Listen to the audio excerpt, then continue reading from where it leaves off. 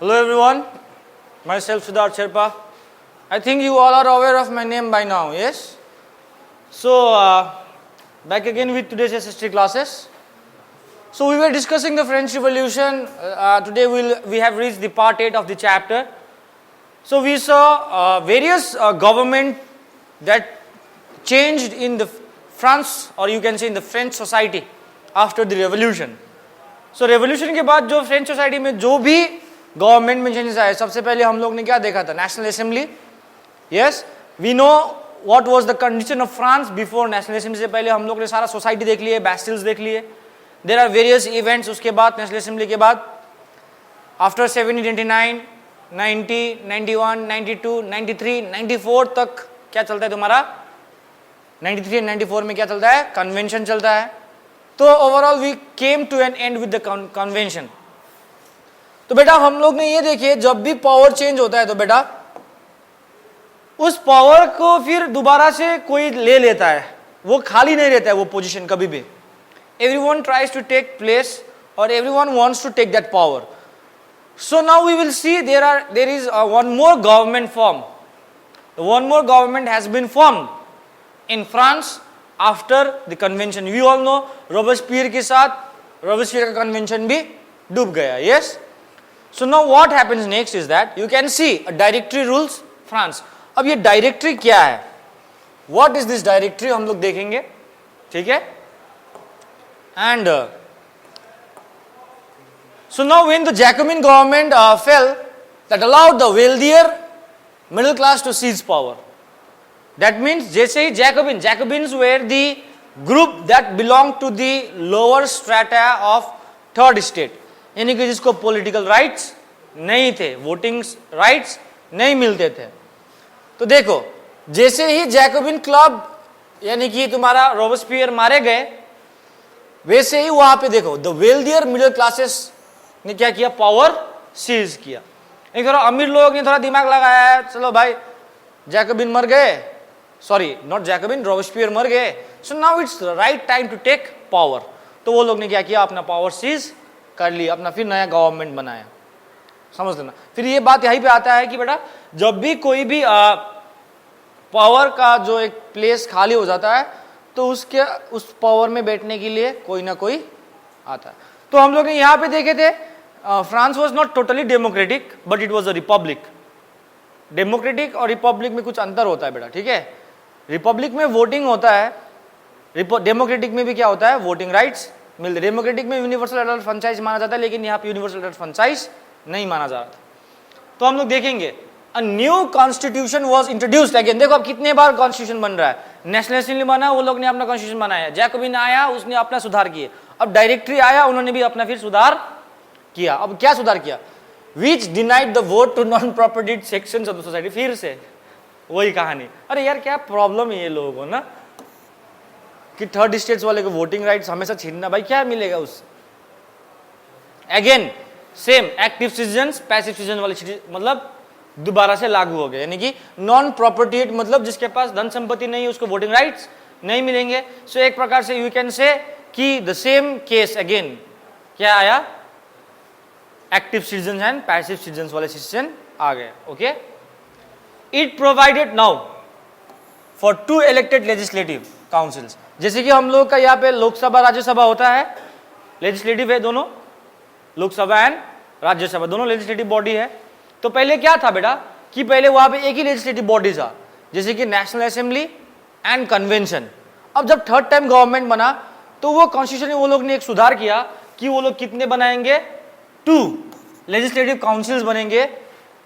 This then appointed a directory and executive made up of 5 members. अब देखो ये बता रहे, समझो, यानी कि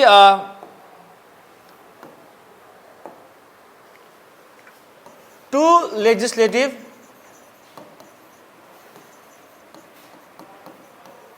2 लेजिस्लेटिव 2 लेजिस्लेटिव मीन्स जो क्या बताया? Law making body. क्या है? Law making body. जैसे कि पहले लॉ मेकिंग कौन बनाता था? कन्वेंशन खुद बनाता था. और इधर देखा जाए तो नेशनल असेंबली वाले बनाते थे, ठीक है? उसके बाद वो लोग ने लेजिस्लेटिव में क्या अपॉइंट किया? डायरेक्टरी. क्या अपॉइंट किया? डायरेक्टरी. अब ये डायरेक्टरी कितने के थे? 5 मेंबर्स के थे। कितने के थे? यानी कि डायरेक्टरी ये 5 मेंबर्स के ग्रुप थे। ठीक है, अब बात समझे यहाँ पे कैसे काम करते हैं सिस्टम में। लेजिस्लेटिव लॉ बनाएंगे, इसको इंप्लीमेंट कौन करेगा? डायरेक्टरी, जो कि क्या था? ये एग्जीक्यूटिव था। It's a type of power sharing. It's a type of power sharing. हम लोग पढ़े लेजिस्लेटिव, एग्जीक्यूटिव एंड जुडिशरी में पावर शेयरिंग करते हैं ना। तो अब देखो यहाँ पे ये लोग ने 2 लेजिस्लेटिव बनाया, जो कि पहले फ्रांस में इसे देखने को नहीं मिला था। एंड एग्जीक्यूटिव बनाया, डायरेक्टरी जो था वो एग्जीक्यूटिव था, जो इसके द्वारा बनाए गए लॉज को क्या करते थे? इंप्लीमेंट करते थे। अब देखो ये इसलिए क्यों बनाया, ये क्यों बनाया गया था? This was meant as a safeguard against the concentration of power in one man executive as under the Jacobins। यानी कि ये लोग ने ऐसा क्यों किया था? पावर को डिवाइड क्यों किया था? इसलिए किया था क्योंकि ये लोग को डर था कि जैकोबिन जैसा हाल फिर दोबारा से ना हो। जब जैकोबिन के पास फुल पावर था, ही हैड द पावर, अकेले था, यस, तो उन्होंने क्या किया था? सीवियर कंट्रोल एंड पनिशमेंट यानी कि रेन ऑफ टेरर शुरू किया था। यस और नो? तो जिसने भी रेन ऑफ टेरर नहीं देखा है, you can watch the previous videos. Okay, तो अब जैकोबिन्स ने क्या किया था? He tried to force the people by his laws, अपने नियम कानून से, क्योंकि उसके नियम कानून पे डिस्कशंस करने वाला कोई नहीं था। अब जब यहाँ पे 5 मेंबर, 2 लेजिस्लेटिव है, तो ये लोग क्या कर सकता है कि कौन सा नियम सही है, कौन सा नियम गलत है, उसके ऊपर ये लोग चर्चा कर पाएंगे। ऊपर से जो एग्जीक्यूट करने वाले 5 मेंबर्स है, ये लोग को भी क्या करना पड़ेगा? सहमति देना पड़ेगा। बट ये सिस्टम भी क्या हुआ? सफल नहीं हुआ। अब तुम लोग सोच रहे हो कि जैकोबिन हट गए, डायरेक्टरी आ गए, अब सोच रहे हो कि फ्रांस का अब मसला खत्म हो गया, तुम लोग सोच, लेकिन ऐसा नहीं होता है। However, the directors often clashed with the legislative councils, who then sought to dismiss them. The political stability of the directory paved the way for the rise of military dictator Napoleon Bonaparte। अब क्या हुआ? ये सब कुछ करने के बावजूद भी कोई परिणाम नहीं लिखना। अक्सर क्या हुआ? जो डायरेक्टर्स थे को लगता था कि जो लेजिस्लेटिव बनाया हुआ नियम कानून है, जो एग्जीक्यूट करना है, वो सही नहीं है। भाई अब ज्यादा बिल्ली हो गया यहाँ पे, तो ज्यादा बिल्ली रहेगा तो चूहा कहां से मरेगा? तो 5 बिल्ली अपने 5 में झगड़ा करेगा कि हम मारेंगे, वो मारेगा, तुम मारेगा, तो क्या हो जाएगा? तब तक चूहा भाग जाएगा। तो समवट लाइक दैट कि अब यहाँ पे पावर ज्यादा शेयर कर दिए, so no one was satisfied with any other bodies. यानी यू कैन से जो मेंबर्स थे डायरेक्टर्स के, डायरेक्टरी के, वो लोग लेजिस्लेटिव से सहमति नहीं होता था, या लेजिस्लेटिव सहमत करते थे तो डायरेक्टर सहमति नहीं होता था, तो आपस में ये लोग क्या करने लगे? कन्फ्लिक्ट करने लगे। तो जब गवर्नमेंट चलाने वाला बॉडी ही कन्फ्लिक्ट करेगा, तो do you think that government will work properly? आज के दिन में हमारा ही गवर्नमेंट अपने में ही झगड़ना शुरू करेगा तो देश चलेगा? नहीं।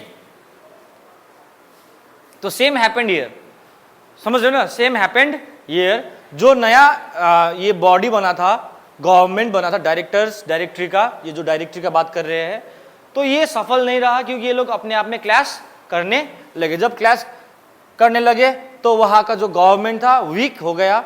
जब वीक हो गया तो उस वीक सिचुएशन को देखते हुए कौन आगे आता है? ये डायरेक्टरी का इंस्टेबिलिटी। ये डायरेक्टरी लोग अपने आप में ये वर्ड समझ लेना, इंस्टेबिलिटी यानी कि वो लोग स्थिर नहीं थे, वो लोग का गवर्नमेंट अच्छे से चल नहीं रहा था। उसका मौका का फायदा देखते किसने अपना रास्ता बनाया? Military dictator Bonaparte, Napoleon Bonaparte. अब नेपोलियन बोनापार्ट, फिर तुम लोग का ये रिपब्लिक सब कुछ खत्म। डिक्टेटर मतलब समझ रहे हो? मिलिट्री रूल लगाएगा। एक प्रकार से तुम्हारा जो रिवॉल्यूशन आ रहा था वो मिट्टी में मिल गया। लेकिन मोनार्की नहीं रहे, एक प्रकार से मोनार्कियल फॉर्म जैसा ही है, लेकिन मोनार्क नहीं बोल सकते हैं। तो नेपोलियन ने क्या किया? सारे चीज को खत्म कर दिया। तो तुम लोगों का फ्रेंच चैप्टर कहा जाए तो टेक्निकली स्टोरी तुम लोगों का खत्म नहीं होता है, लेकिन क्लास 9 पे यही पे खत्म हो गया है। ठीक है, नेपोलियन बोनापार्ट।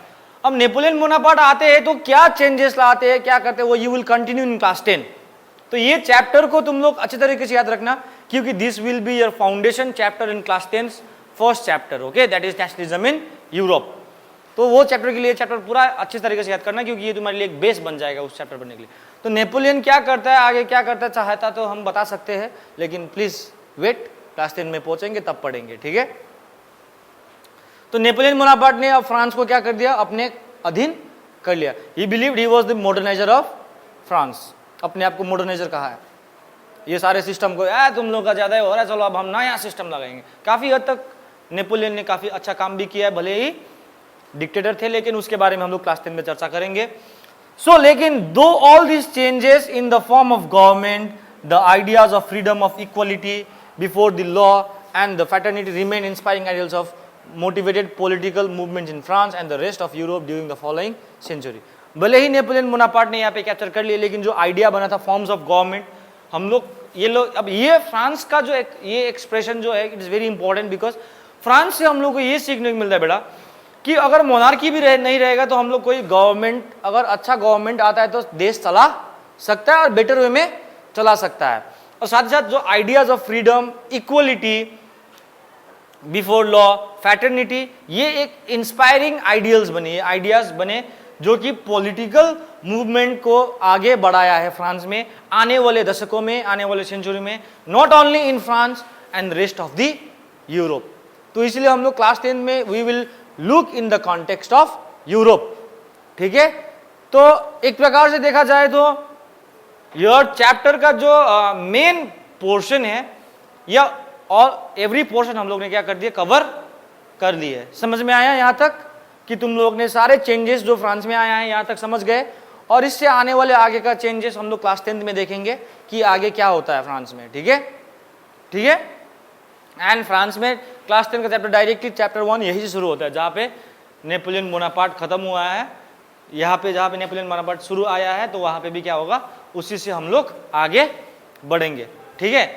बट अब देखो, before moving towards the next slide, whenever we read a story, whatever we do, वहाँ पे कुछ ऐसे कैरेक्टर्स होते हैं बेटा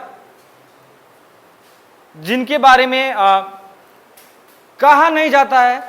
इतिहास में ऐसे बहुत सारे कैरेक्टर्स हैं जिनके बारे में उतना कहा नहीं जाता है, लेकिन उनका महत्व उतना ही होता है जितना हीरो का होता है। यस, तो ये चैप्टर में कुछ ऐसे कैरेक्टर्स है या कुछ ऐसे मेन टॉपिक्स है जिसके बारे में हम लोग अलग से ही चर्चा करेंगे, उनके बारे में हम लोगों को देखना है, स्पेशली दैट वाज वुमेन। कौन है? वुमेन। सो वी विल, अब देखो चैप्टर खत्म हो गया है, ठीक है, चैप्टर कंप्लीट बुक के हिसाब से कंप्लीट नहीं हुआ, लेकिन फ्रेंच रेवोल्यूशन कंप्लीट हो चुका है। ये रेवोल्यूशन तुम्हारा खत्म हो गया कब? नेपोलियन आया तो। फिर नेपोलियन के बाद फिर मोनार्क आता है फ्रांस में, तुम लोग क्लास 10 में पढ़ोगे। फिर मोनार्क के बाद फिर क्या होता है? नए रिपब्लिक, नए डेमोक्रेटिक गवर्नमेंट बनता है, तो वो हम लोग देखेंगे। लेकिन ना हम लोग इस चैप्टर के ऐसे टॉपिक्स, ऐसे पॉइंट्स हो जाएंगे जहाँ पे स्पेशली उस कैरेक्टर्स को हम लोग ने क्या किया, इग्नोर किया गया है फ्रेंच रिवॉल्यूशन में, ठीक है। तो वो कौन से थे? वुमेन्स थे। क्या थे? वुमेन्स। सो देख सकते तुम लोग का नेपोलियन आ गया डायरेक्टरी को खत्म करने के बाद, एकदम घोड़े पे चढ़ गए एकदम, चलो आज से फ्रांस मेरा, आज से फ्रांस मेरा, ठीक है। तो you can see this painting, लग रहा है नेपोलियन बोनापार्ट है, एकदम टोपी वो भी पहना हुआ है, घोड़ा भी शायद महंगा होगा ना। So now next one is, did women have a revolution? क्या वुमेन्स का रेवोल्यूशन हुआ था? क्या वुमेन्स का क्या you can say what was their role in the revolution, ठीक है, उन्होंने किस प्रकार का सहयोग किया रेवोल्यूशन में, और या टॉपिक जो देख रहे तुम लोग समझ सकते हो कि उसके बारे में क्या है। सो रिमेंबर दैट हम लोग को ये पॉइंट नहीं हटाना है। एक पॉइंट जो है यहाँ पे सबसे पहली बार, सबसे फर्स्ट पॉइंट हम दिए है, from the very beginning women where active participants in the events which brought about so many important change in the French society. कि वो लोग ने पार्टिसिपेशन नहीं किया, ये बिल्कुल हम लोग नो नहीं बोल सकते। We can never ignore the participants और whatever they have done for the society, for the revolution, ये हम लोग कभी भी इनकार नहीं कर सकते। Womens had played an important role in the society of France, ठीक है। अब कैसे?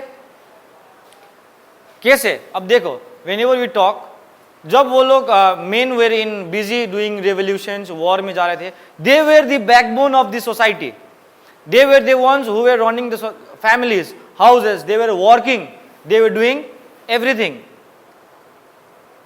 अब ये मत सोचना कि घर का काम कर रहा है तो भाई रेवोल्यूशन में कैसे इंपॉर्टेंस है।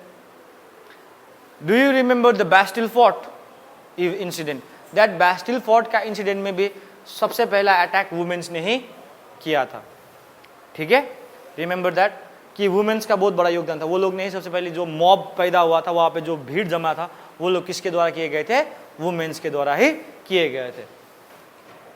दे hope that their involvement would pressurise the revolutionary government to introduce the measures to improve their lives. तो वो लोग ने सोचा कि वो लोग का जो इन्वॉल्वमेंट था, वो लोग ने जो रेवोल्यूशन में वो लोग ने योगदान दिया था, उससे क्या होगा कि प्रेशराइज द रिवोल्यूशनरी गवर्नमेंट। अब रिवोल्यूशनरी गवर्नमेंट यहाँ पे कौन है? वही नेशनल असेंबली, वही कन्वेंशन जो बना है। हर एक बार सत्ता बदला है तो गवर्नमेंट नया बना है, तो वही रिवोल्यूशनरी गवर्नमेंट है जो उस फ्रांस में लड़ रहे थे। तो वो लोग ने सोचा कि यदि हम लोग इतना ज्यादा इन्वॉल्वमेंट करेंगे, हम लोग फ्रांस की सोसाइटी को बनाने के लिए उस रिवोल्ट में हम लोग इतना बड़ा योगदान देंगे, तो उस योगदान से शायद हो सकता है कि गवर्नमेंट क्या करेगा कि वो लोग का जो लाइव्स है उसको क्या करेगा? इंप्रूव करेगा। वो लोग के लाइव्स में कुछ मेजर्स ऐसे डालेंगे, कुछ ऐसे नए नए नियम कानून बनाएंगे जिससे वो लोग का जीवन सुधरेगा। तो फ्रांस सोसाइटी में वुमेन्स का बारे में देखते हैं। Women, the most women the third state had to work for a living. क्या फर्स्ट स्टेट के लिए काम नहीं करते थे? फर्स्ट स्टेट में थोड़ा अमीर थे तो वो लोग उतना काम करने की जरूरत नहीं था, लेकिन थर्ड स्टेट्स के women they had to work. अब कैसे काम करते थे? फिर देखो, most women did not have access to education.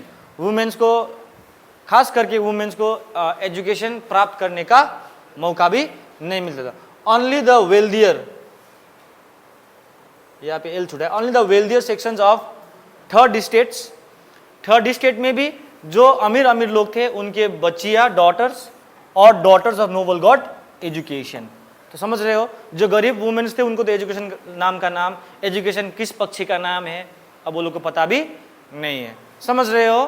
तो अब क्या हो रहा है कि यहाँ पे फ्रेंच सोसाइटी में देख रहे हो, वुमेन्स ने इसीलिए ही क्या किया था? रिवोल्ट किया था, रिवोल्ट में सपोर्ट किया था, योगदान दिया था, अपने जान भी गंवा दिए, ताकि ये सब जो प्रॉब्लम्स आ रहे थे वो लोग के लाइफ में, उसको क्या हो जाए? सुधार किया जाए। और ये रिवोल्ट करने से हो सकता है कि जो रेवोल्यूशनरी गवर्नमेंट बनी थी उसको क्या किया जाएगा? प्रेशराइज किया जाएगा कि वो लोग के जीवन में कुछ सुधार लाए। Is that clear? So now most women did not access to education, only the wealthier sections of third states और daughter of nobles got education. यानी कि केवल थर्ड स्टेट्स के अमीर लोग के बच्चियां, बेटियां एजुकेट हो पाते थे, या नोबल्स के बेटियां। Is that clear? यानी कि अब थर्ड स्टेट्स वाले जो वुमेन्स थे वो लोग को तो गरीब थे, वो लोग को तो एजुकेशन, अब समझ रहे हो आप क्या है कि they did not get a chance to get education, अपने आप को लिटरेट करने का मौका नहीं मिला। Working women had also to care their families, that is cook, fetch water, queue up for the bread and look after the children. Their wages were lower than those of men. यानी कि third states में जो भी थे, या जो working women थे, जो काम करने वाले वर्ग के महिलाएं थे, वो लोगों को अपने परिवार को भी देखना था, जैसे कि खाना पकाना था, पानी भर के लाना है कुएं से, वेल से, ब्रेड खरीदने के लिए लाइन पे लगना था, बच्चों को भी देखना था। वो लोग सिमस्ट्रेस, लॉन्ड्री में कपड़ा धोने का काम, एक नोबल के घर में नौकरानी का काम, ये सब काम करते थे। लेकिन उतना काम करने के बावजूद भी वो लोग का वेजेस क्या था? मेन से क्या था? कम था। भले ही मेन का बराबर भी काम करे तब भी मेन से कम ही था, because they were women, they were ignored. So now what happens next? अब पॉलिटिकल एक्टिविटीज बाय वुमेन। अब political activities by women, women ने क्या किया? ठीक है, in order to discuss the voice of their interest, women started their own political clubs and newspaper. Remember that political clubs हम लोग बात किए थे, हम लोग ने पिछले टॉपिक में छोड़े थे, अब यहाँ पे आ रहा है वो बात कि वुमेन्स ने भी अपना पॉलिटिकल क्लब्स बनाए, न्यूज़पेपर्स बनाए। क्यों बनाए? क्योंकि तुम लोग ने देखे यहाँ पे वो लोग क्या प्रॉब्लम झेल रहे थे, इस स्लाइड में देखे हो कि क्या प्रॉब्लम झेल रहे थे। एजुकेशन का प्रॉब्लम झेल रहे थे, वेजेस का प्रॉब्लम झेल रहे थे। ये सारे प्रॉब्लम्स को सुधारने के लिए क्या किए थे, ये लोग ने भी पॉलिटिकल क्लब्स किए थे। And most importantly passive citizen से क्या बनना है, एक्टिव सिटीजन्स बनना है, क्योंकि women's were regarded as the passive citizens, क्योंकि वो लोगों को वोटिंग राइट्स नहीं दिए गए थे। About 60 women's club came up in different French cities. जैसे जैकोबिन क्लब्स बने थे वैसे ही वुमेन्स का भी क्लब बने थे। तो उनमें से 60 वुमेन्स क्लब बन के आए पूरे देश भर में। तो 60 में से सबसे फेमस जो था the society of revolutionary and Republican women was the most famous of them. यानी कि जैसे बहुत सारे पॉलिटिकल क्लब जैकोबिन बन के आया था, वैसे ही तुम लोग देख सकते हो ये जो the society of revolutionary and Republican of women, ये जो क्लब बना था ये वुमेन्स का काफी फेमस क्लब था। सबसे बड़ी बात, वुमेन इसीलिए निराश थे क्योंकि women's were disappointed that constitution 791 reduce them to passive citizens. अब देखो यहाँ पे बात, women's were regarded as passive citizens, सबको पता है। तो वो लोग ने ये जैकोबिन क्लब जैसे वुमेन्स क्लब इसलिए बनाए थे क्योंकि वो लोग को भी कुछ स्टेक चाहिए था, वो लोग को भी क्या चाहिए था, पॉलिटिकल राइट्स चाहिए थे, वो लोग को भी कुछ सुधार चाहिए थे अपने जीवन में। अब किस प्रकार के सुधार, अब तुम लोग देख सकते हो, हमने बोले एजुकेशन चाहिए, वर्किंग सैलरीज बढ़ाने चाहिए, ये सर नो। सबसे बड़ी बात तो वो लोग को वोटिंग राइट्स मिलनी चाहिए, क्योंकि 1791 जो कि कॉन्स्टिट्यूशन बना था फ्रांस में, सबको पता है 1789 में रिवोल्ट हुआ था।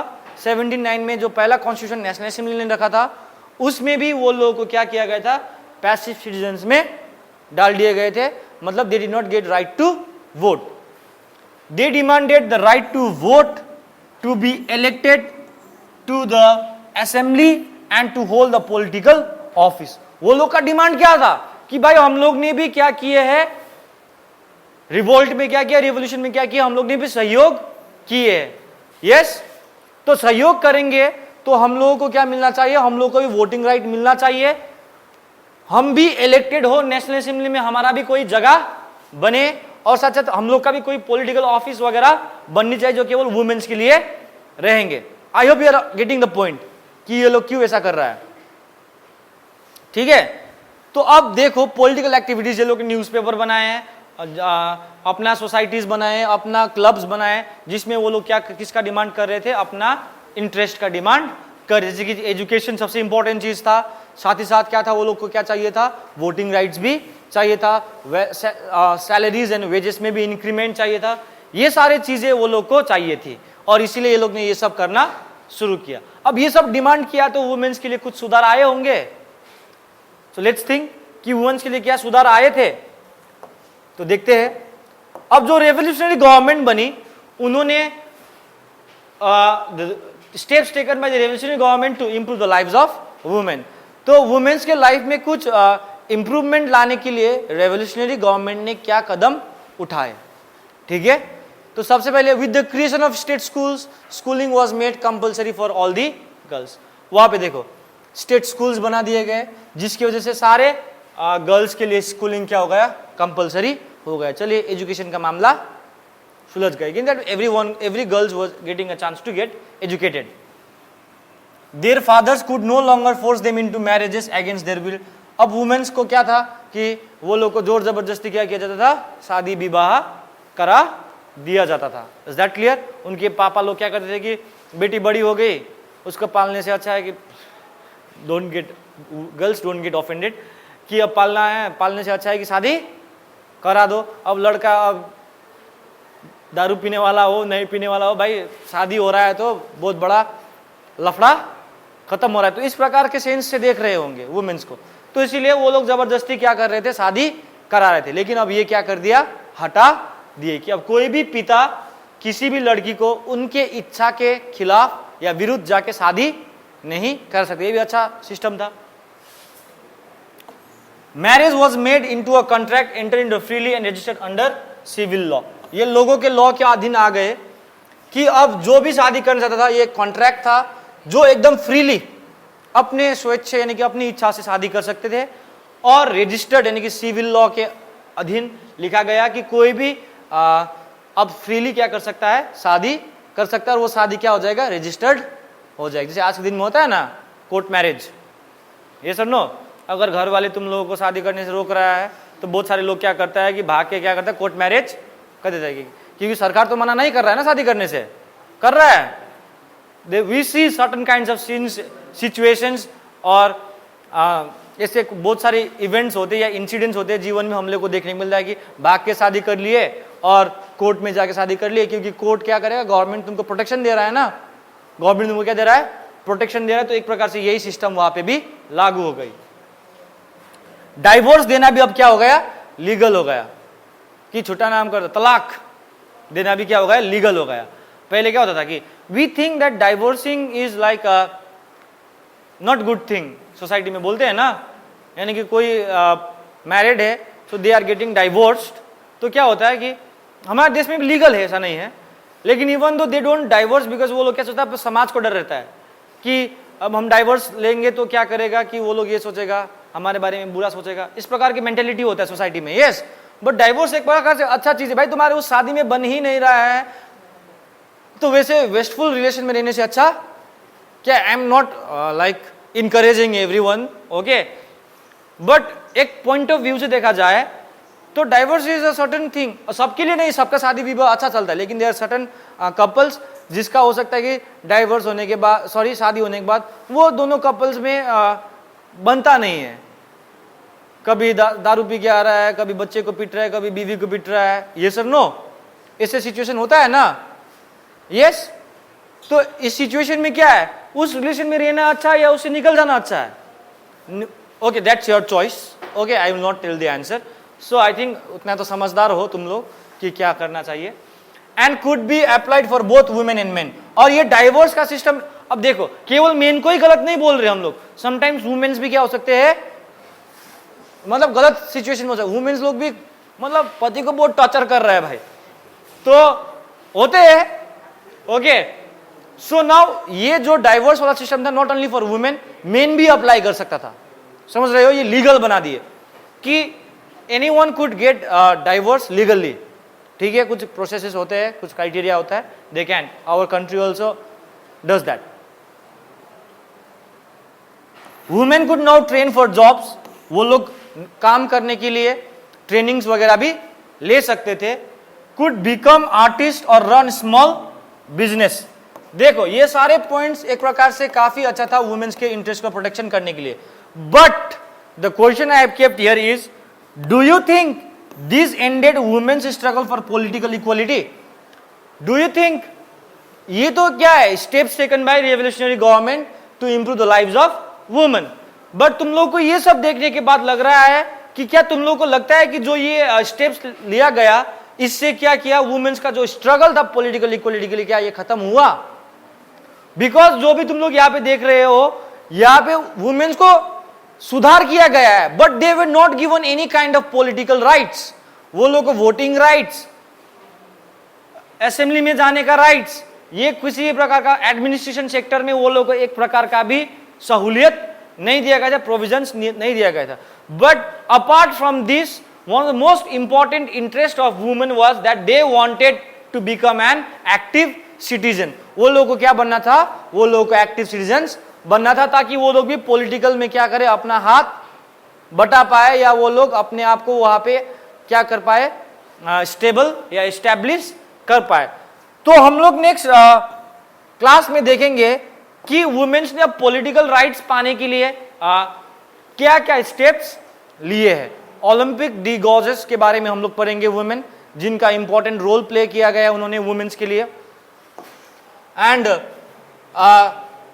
हम लोग ने देखे आज ये चैप्टर में शुरुआत से देखते हैं तो डायरेक्टरी रूल, जिससे हमारा फ्रांस का आखिरी का गवर्नमेंट था, फ्रांस में आखिरी नहीं बोलेंगे, एक रिपब्लिक गवर्नमेंट जो था आफ्टर मोनार्क जो था, फ्रांस में क्या था, मोनार्क था। मोनार्क हटने के बाद कॉन्स्टिट्यूशनल मोनार्क आया। अब कॉन्स्टिट्यूशनल मोनार्क कैसे आया सबको पता है, इवेंट, ठीक है। कॉन्स्टिट्यूशनल मोनार्क के बाद क्या आता है, बहुत सारे इवेंट्स होते हैं, 1789 टू 92 तक, उसके बाद 93-94 में कन्वेंशन आता है, कन्वेंशन के बाद डायरेक्टरी रूल्स आता है, डायरेक्टरी रूल्स भी अच्छे से संभाल नहीं पाता है, तो क्या होता है, वो लोग कोलैप्स हो जाता है, नेपोलियन उसको क्या करता है, टेक ओवर कर जाता है। तो उसने टेक ओवर करने के बाद लेकिन वो आइडियाज अभी भी कम नहीं हुआ है, रिपब्लिक हट गया, डिक्टेटर लग गया। बट हम लोग ने इस चैप्टर, इस आज के वीडियो में हम लोग ने मोस्ट इंपोर्टेंटली देखे वुमेन्स के बारे में कि वुमेन्स का रिवॉल्यूशन किस प्रकार से हुआ, वो लोग का क्या योगदान था और वो लोग का क्या डिमांड्स थे। सिंपली कहा जाए तो, सिंप्लीफाइड वर्जन में देखा जाए तो वो लोग के क्या डिमांड्स थे और वो लोग ने क्या एक्टिविटीज किए डिमांड्स पाने के लिए। और आखिरकार जो रेवोल्यूशनरी गवर्नमेंट थे उन्होंने क्या चेंजेस लाया वुमेन्स के लाइफ में, लेकिन उतना काफी नहीं था। इसलिए क्योंकि वुमेन्स को बहुत सारे चेंजेस तो या प्रोविजंस तो मिले, लेकिन वो लोगों को क्या नहीं मिला, पॉलिटिकल राइट नहीं मिला। तो your main portion of French Revolution has been ended, but we are just covering the certain aspects of this revolution which has to be discussed and which is very important. I hope you all understood till here. So thank you. Stay safe, stay healthy.